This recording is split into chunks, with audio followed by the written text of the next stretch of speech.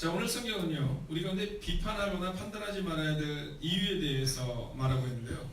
오늘 우리가 읽지는 않겠지만 2절의 말씀을 보면 그 비판으로 우리가 비판을 받게 된다라는 사실입니다. 여러분, 우리가 판단하는 대로 우리가 판단을 받게 되고요. 우리가 비판하는 대로 비판을 받게 된다는 거예요. 비판하거나 헤아리지 말라 이렇게 말하거든요. 비판하거나 헤아리지 말라.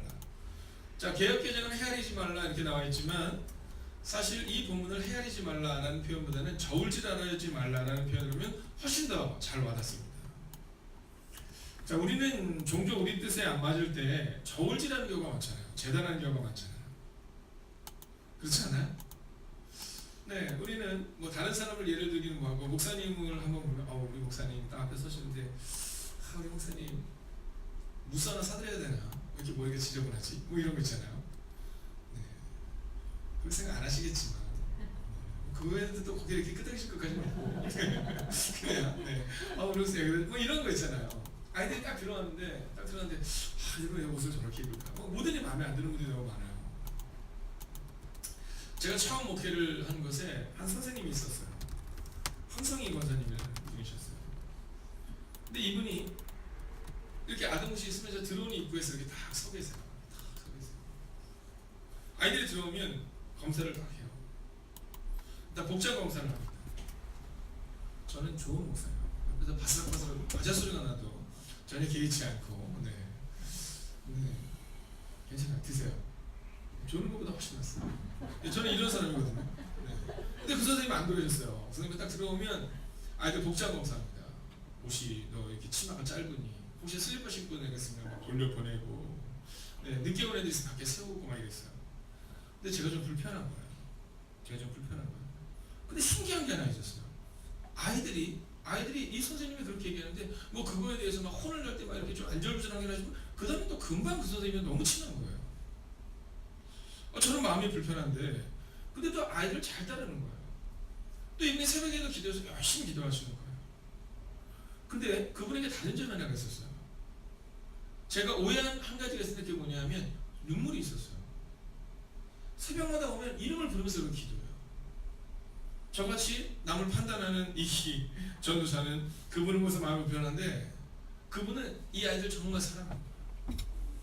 그리고 늘 새벽마다 기도해요. 이 죄를 용서해달라고. 그러니까 자기 눈에 있는 들보를 이미 뺀 거예요.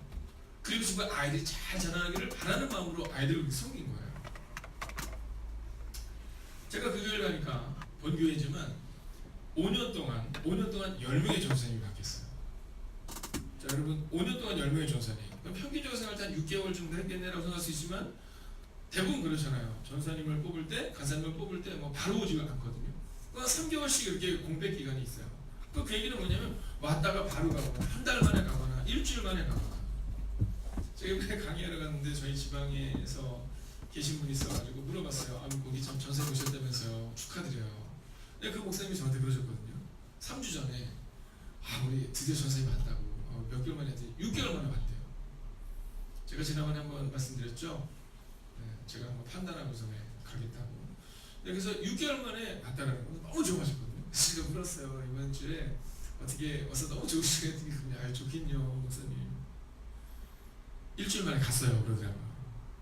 저는 그 얘기를 딱 듣고 나서 우리 영민 간사님이 2주가 지났는데 안 갔다는 것에 대해 얼마나 감사한지 모르겠어요. 자, 그런 거예요. 일주일 만에 와 그냥 가는 거예요. 그리고 또 6개월, 7개월 보이는 거예요. 그러니까 아이들의 신앙 상태가 어땠을까 한번 생각해 보세요. 이 선생님은 진짜 아이들을 양육하고 싶었다는 거예요.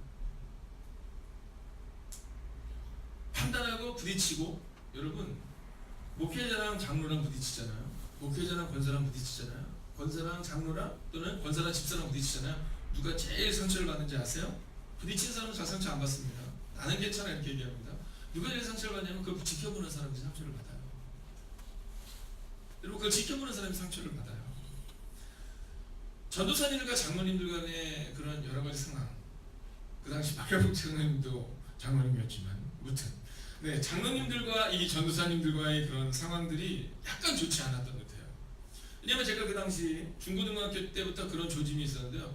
중고등학교 전도사님들이 하여간 장로님들에 대해서 별로 좋게 얘기하지 않았어요. 그래서 저는 저희 아버님이 장로님이심에도 불구하고 저 자신도 장로님에 대한 그런 불편함이 있었어요. 뭐 그런 시간이 계속해서 되는 겁니다. 어떤 경우도 있었냐면 혹시 여러분 기억하실지 모르겠지만 예전에 왜 문학의 밤이라는 거 기억하세요? 네, 이때 이제 고개를 끄덕이는 분은 저랑 세대 같은 건데 네, 문학의 밤 잘 모르죠 문학의 밤.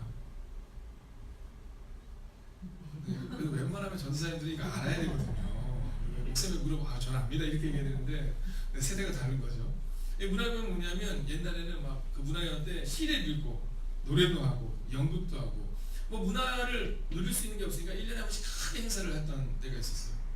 그걸 하는데 성가대가 100명쯤 됐었어요. 중고등부 성가대가.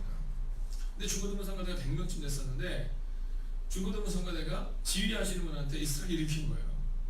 우리 지휘자 필요 없다 이렇게. 그래가지고 어떤 일이 발생이 되냐면 지휘자님이 없고 학생이 지휘를 하는 일이 막 발생이 됐었어요.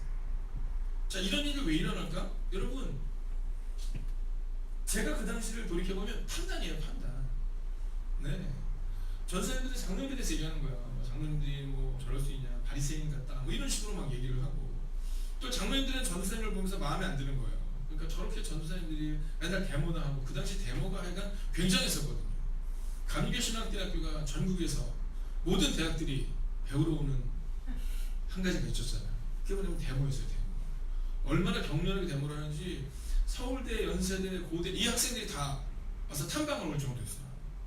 네, 감시나. 그럼 거기서 이 화염병을 쫓아가는데 일반 학교에서 화염병을 한 대 쫓아가잖아요. 거기는 한 10개씩 투박하고 막 이랬었어요. 그러니까 그 당시 그게 문화였었어요. 여러분 왜 화염병을 던지겠어요? 막 비판하고 판단하는 그 많은 것들이 거기 있었던 겁니다. 자 그런 시간들이 반복이 되면서 이 선생님의 마음 가운데 이 아이를 잘 생각하고 싶었던 거예요. 그런데 이 눈 속에 이 들보가 있는 전도사는 가자마자 그게 불편해 보였던 거죠. 그런데 새벽마다 기도하는 거잖아요. 새벽마다 자기의 눈에 들보를 빼달라고 새벽마다 아이들 위해서 기도하는 그 권사를 보면서 제 마음에 내가 잘못됐구나 이거를 깨닫게 된 거예요. 자 그런데 그곳에 있는 분들이 그렇게 판단을 하는 거예요. 전도사님들이 마음에 안 들고 또 전도사님의 장로님들이 마음에 안 들고 그러면서 교회 학교가 점점 굶는데요. 여러분 300명이었어요. 300명 출석이. 근데 그 5년의 시간을 지나고 나니까 그 아이들이 몇 명으로 주냐면 40명, 20명을 주는 거예요. 근데 30명 밑으로 주는 거예요. 그 얘기는 뭐냐면 10분의 1로 줄었다는 거예요. 거기 누구만 남아있을까요? 네, 장로님들 자녀들이나 권사님들 자녀 안 나갈 수밖에 없는 애들만 남아있는 것처럼 보여요. 근데요 더 놀라운 것은 뭐냐면 그 당시에 상처를 받았던 분들이 있거든요. 근데 지금 제가 그분들과 이렇게 연락을 아직도 하잖아요. 이렇게 보면 그 당시 장로님들 자녀들, 권사님들 자녀들, 집사님들 자녀들이 40대가 되어서 신앙생활 하는 분들이 그렇게 많지 않아요. 여러분 잘 기억하셔야 됩니다. 그렇게 많지 않아요. 많게는 한 40% 이상은 안 다니는 것 같아요. 더 넘을 수도 있어요. 여러분 교회에 상처가 있고 교회에 문제가 있을 때 그 당시에는 잘 드러나지 않는 것처럼 보이지만 5년 후 10년 후 그 모습이 나타나요. 여러분 우리의 마음과 그걸 잘 알아야 돼요. 이민경 목사님의 마음과인데 그 사실 꼭 기억하셔야 돼요. 장례쌤의 마음과인데 그 사실 기억하셔야 되고요. 김경호 선생님의 마음과인데 그 사실 기억하셔야 돼요. 우리는 괜찮아요. 우리는 괜찮은 것 같은데 아이들에게 있는 그 상처는요, 청년들이 받은 그 상처는요, 이 청년들이 자기가 결정할 수 있는 때가 되잖아요. 그러면 교회를 멀리 합니다. 그래 나는 예수님은 좋은데 난 교회는 싫어. 점점 멀리 합니다. 저는 오늘 우리 가운데 남을 정죄할 자격이 우리 가운데 없다라는 사실을 그냥 하나 그 사실 하나만 깨닫고 들어가면 좋겠어요. 여러분 우리는 자격이 없다니까요. 목사도 자격이 없어요. 우리는 다 자격이 없는 거예요. 예수님도 가늠하다 잡혀있는 여인을 향해서 뭐라고 말씀하세요? 나도 너를 정죄하지 않겠으니 너 가서 다시는 죄를 짓지 말아라 이렇게 얘기해요. 여러분 정죄해서 그를 내쫓는 게 아니라 정죄해서 그를 어렵게 하는 것이 아니라 여러분 그를 용서해주고 사랑해주고 대신 그에게 다시는 그런 죄를 지으면 안 된다라고 말해주는 게 우리가 해야 될 일이다라는 거죠. 자 그렇게 어려움을 겪고 있던 교회에 제가 등장을 한 겁니다. 여러분 제가 등장을 했는데 그렇게 판단하고 그렇게 하시던 이 선생님들의 모든 판단이 완전히 사라지는 은혜가 발생했습니다. 왜 그랬을까요? 이건 뭐 판단할 가치가 없는 인간이 온 거예요. 전사님이 왔는데 막 기대를 한 거예요. 근데 제가 딱 등장했는데 딱 와서 보니까 이거 뭐 판단하고 말고 할 게 없어요. 이거 우리가 가리켜야 돼요. 왜냐? 일단 첫 번째로는요. 지금도 물론 그렇지만 아동모습 율동 많이 해요? 아동부 율동 누가 해요? 간사님이 하셔요? 네, 대부분은 담당 전사님들이 율동을 하잖아요. 제가 딱 듣는데 저는요 거기서 2년 동안 단 한 번도 율동을 하지 않았습니다. 네. 정확히 얘기하면 율동을 잘 못했어요. 딱 왔는데 선생님들이 막 기대감을 가진 거죠. 그래도 아유 그래도 또 새로운 분이 오셨으니까 판단을 해보려고 저분은 뭘 잘하시나 와서 보니까 율동을 못해요. 그리고 아이들이랑 막 놀아야 되는데 여러분 지금은 제가 이렇게 좀 후덕해서 여러분 가까이 얘기 좋지만 예전에 저를 봤던 분들은요 다 군인인 줄 알았어요. 군인. 얼마나 날카롭고 얼마나 마르고 딱 운동해서 몸은 다부시고 딱 보니까 판단할 만한 그게 없어요. 네, 뭐 비판은커녕 판단할 만한 자격이 있는 사람이 온 게 아니에요. 그다음에 그 당시에 지금도 그렇지만 여러분 아동부는 대부분 여자 전세 와요, 남자 전세 와요? 대부분 여자 전세 와요. 근데 남자가 등장한 거예요. 맨날 여자만 왔는데. 여러분 그 당시 컴퓨터가 막 보급돼서 전도사님들이 막 컴퓨터로 우리 전도사님들 얼마나 잘하세요. 근데 저는 그 당시부터 지금까지 일관성이 컴퓨터 하지 않아요. 네, 그러니까 막 교회에 무슨 행사를 만들고 막 이러려면 컴퓨터를 막 해야 되는데 전사님이라고 한 명 왔는데 저는 컴퓨터를 못해요. 전 타자도 못 쳐요. 뭐 이렇게 되는 겁니다. 선생님들이 딱 봤는데 판단할 자격이 쫓아 없는 거예요. 예를 들어서 율동을 좀 잘하면 저분 율동을 좀 못하네 뭐 이렇게 했는데 율동 아예 못하니까 율동은 상관이 없잖아요. 여자분이 와야 되는데 남자가 왔잖아요. 컴퓨터를 좀 잘하면 뭐 이래야 되는데 아예 못하잖아요. 율동도 아예 못하잖아요. 하는 게 별로 없잖아요. 그러니까 판단이 사라진 거예요. 그래서 저는 하나님께 기도해요. 하나님 우리 교회에 실력 있는 사람 보내주세요 이렇게 기도하지 않고 하나님 우리 교회 가운데 실력 있는 사람들이 난무하는 것이 아니라 판치는 것이 아니라 하나님 남을 정죄하지 않는 사람들이 남을 판단하지 않는 사람들이 남을 저울질하지 않는 사람들이 가득 차는 교회가 되게 되라고 기도해요.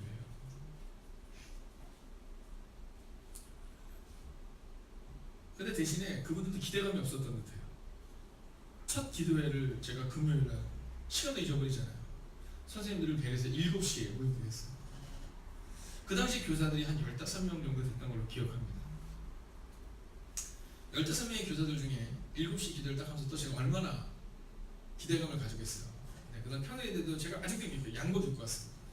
양복 딱 입고 딱 가지고 기도를 어떻게 해야 되나 선생님들은 어떤 기도를 해야 되나 어떻게 우리 아동들을 살리는 기도를 해야 되나 막 그런 기대감을 가지고 이제 새벽에 7시에 저녁에 딱 간 겁니다. 7시 반쯤 지났는데도 아무도 안 와요. 아무도 안 와요.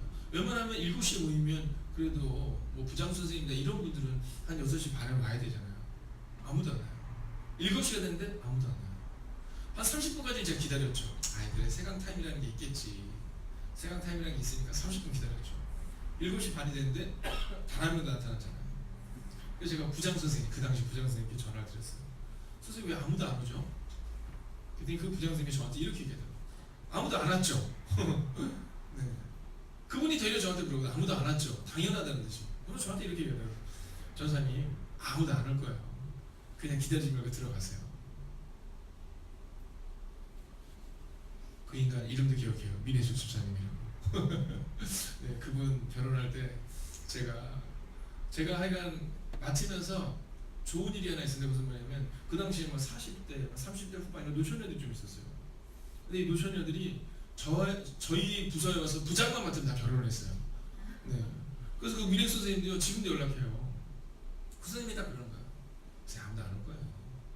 그냥 기대지 말고 들어가세요. 야, 그런데 그때 마음이 무너지지 않더라고요. 그때 제 마음에 어떤 마음이 드냐면 그분들 너무 안쓰러운 거예요. 물론 전혀 안 속상했다 뭐 그럴 수는 없겠죠. 저도 속상했겠죠. 근데 이분들이 얼마나 전임 전도에 대한 믿음이 없었으면 이랬을까 하는 안쓰러운 마음이 느껴지는 거예요. 만약에 제가 그때 그 다음 주일날 딱 가서 아침에 교사들한테 왜 안 나왔어요? 어떻게 그럴 수 있어요? 막 이랬으면 어떻게 됐을까요? 제가 그 다음 주일날 초청장을 만들었습니다. 그래서 식당도 초청을 했어요. 근데 다 초청하지 않았어요. 일단은 제일 힘세 보이시는 그 황성인 권사님을 비롯한 어른들 5명을 제가 초청을 했어요. 그때 그분들이 오셨어요. 식당에서 진짜 잘했습니다. 그리고 제가 고백했어요. 그날 아무도 안 오셨을 때 제 마음이 좀 외로웠어요. 얘기했어요. 근데 거기 있는 그 황성인 권사님 있잖아요. 입에 눈물이 많이 있어요. 그분이 식당에서 밥 먹으러 쭉 눈물을 흘리면서 힘이 돼야 돼요. 여러분 제가 그 교회를 떠날 때까지 가장 힘이 됐던 분들이 그분들이에요. 그 이후에 교사들이 엄청 많이 늘어났거든요. 그런데요, 그 중에서 저에게 힘이 됐던 바로 그분들이었다라는 거예요. 여러분 그분들이 볼 때 갑자기 제가 안쓰러운 거예요. 생각해보니까 남들은 율동도 잘하지, 남들은 성별로 볼 때 여성이지, 컴퓨터도 잘 잘하지, 뭐 다른 데서 다 잘했거든요. 잘하는 게 너무 많은데 저는 아동부를 볼 때 잘하는 게 아무것도 없는 거예요. 갑자기 그분들이 안쓰러운 거예요. 그분들이 갑자기 저를 막 도와주기 시작해요. 그렇게 시간이 지났어요. 한 2년 정도 시간이 지났어요. 여러분 우리가 은평동지방이 있잖아요. 그 당시 서울세강교회라는 교회는 동작지방이라는 지방이 있었어요. 근데 그때 그 동작지방에서 가장 영향력 있는 아동부가 어디였냐면 바로 서울세강교회 아동부가 가장 강력한 영향력 있는 교회가 된 거예요. 여러분 작고 보잘것없고 사람들이 생각할 때 글리만 가면 전사람들이 나가는 거예요. 글리만 가면 어려운 교회예요. 그러니까 사람들이 볼 때 그 교회의 전도사님들도 문제지만 그 교회 선생님들도 문제다, 장로님들도 문제다. 여러분 오죽하면 감시에서 제일 유명한 교회가 그 교회였었어요. 네, GP대사 거의 1호가 거기였었어요. 거기 교회를 갈 때 막 그런 얘기를 했대요. 그 당시 전사님들 얘기를 들어보면 십자가를 내가 지고 가오리다 하는 교회가 그 교회였다는 거예요. 그리고 가서는 얼마 못 버티고 자꾸 나오는 일들이 거기 발생했다는 거죠. 근데 거기에 누가 등장했어요? 네, 판단할 가치도 없는 인간이 한 명이 등장한 거예요.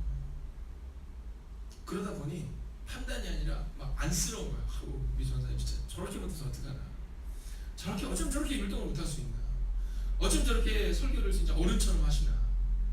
그런데요, 서로가 판단하는 것이 아니라 정죄하는 것이 아니라 사랑해주고 눈 속에 있는 들보가 빠지고 그리고 상대방에 있는 티를 닦아내기 시작하는 그 순간부터 놀라운 역사가 2년간 일어났어요. 그리고 동작지방을 비롯한 서울에서도 가장 영향력 있는 교회 중에 하나가 바로 그 교회가 되었다는 거죠. 여러분 저는 오늘 말씀 마치죠. 저는 그냥 우리가 나는 아무것도 아닙니다. 나는 아무것도 아닙니다. 여러분 가정에서도 마찬가지예요. 여러분 좀 힘드시겠지만 한번 그렇게 고백해보세요. 나는 아무것도 아닙니다. 내가 바꾸겠다라고는 하지 마세요. 여러분 내가 바꾸기가 어려워요. 목사님 저도 아이들을 양육해보면 제가 바꾸기가 어렵습니다. 그저 나는 아무것도 아닙니다라고 고백할 때 하나님이 그때 우리를 바꿔주시고 우리 자녀들을 바꿔주시는 거예요. 근데 오늘 성경에 보면 아주 재미난 표현이 하나가 나오죠. 내 눈에 있는 들보, 그죠? 남의 눈에는 티 이렇게 나와요. 이 들보가 뭐예요? 천장이나 바닥에 대는 지지대를 말해요. 여러분 지지대가 무너지면 어떻게 돼요? 건물이 무너져요. 그래서인지 몰라도 우리 마음 가운데 자꾸만 그 마음이 들어요. 내 마지막 자존심이야 이런 마음이 들 때가 있어요. 아니에요 여러분. 우리의 마지막 자존심은 판단, 들보받은 판단이 우리의 마지막 자존심이 아니라 우리의 마지막 자존심은 예수 그리스도가 되시면 되는 거예요. 그분이 십자가에서 죽으셨는데 우리는 죽고 싶어 하지 않잖아요. 그냥 그렇게 가면 되는 거예요. 왜냐하면 성경은요 아주 무서운 이야기를 우리 가운데 전해요. 남을 판단하고 자기 눈에 있는 들보를 보지 않고 남의 눈에 있는 티를 보는 그들을 향해서 성경은 위선자야 이렇게 말해요. 물론 우리 성경에는 외식하는 자요 이렇게 나와 있지만 여러분 세번역, 공동번역, 여러분 현대인의 성경 모든 성경마다 이 본문을 뭐라고 말해요? 위선자요 이렇게 말해요. 즉 우리가 남을 판단할 때 그게 위선이라는 거예요. 왜냐하면 우리는 정죄할 자격이 없는 사람인데, 우리는 남을 판단할 자격이 없는 사람인데 위선을 떨면서 위선을 가지고 남을 판단하고 정죄하고 있다라는 거죠. 오늘 이 새벽의 시간 사순절의 깊은 묵상을 지나가고 있는 이 새벽, 저는 여러분의 마음 깊은 곳에 남을 정죄할 자격이 없음을 기억하고 그리고 고백하고 그렇게 오늘을 살아가시기를 주의 이름으로 축원하겠습니다. 기도하겠습니다. 살아계신 아버지 하나님, 이연의 목사부터 시작하여 사랑하는 장로님, 권사님, 집사님의 마음 가운데 위선자와 같은 마음이 사라지게 하여 주시옵시고 나는 아무것도 아닙니다의 고백으로 살아가는 하나님의 사람들, 비판을 받지 아니하려거든 비판하지 말라라는 말씀을 기억하며 비판이 내게 돌아온다는 사실을 기억하며 이제 비판이 아니라 사랑으로 비판이 아니라 눈물의 기도로 하나님 교회를 세우고 가정을 세우는 하나님의 사람들이 되게 하여 주시옵소서. 이제는 성부와 성자와 성령의 그 거룩한 동행이 오늘 이 새벽 나는 아무것도 아닙니다. 나는 아무것도 아닙니다의 그 고백으로 돌아가는 하나님의 거룩한 백성들 그들의 눈물의 기도 제목 가운데 함께 하시기를 간절히 축원하옵나이다.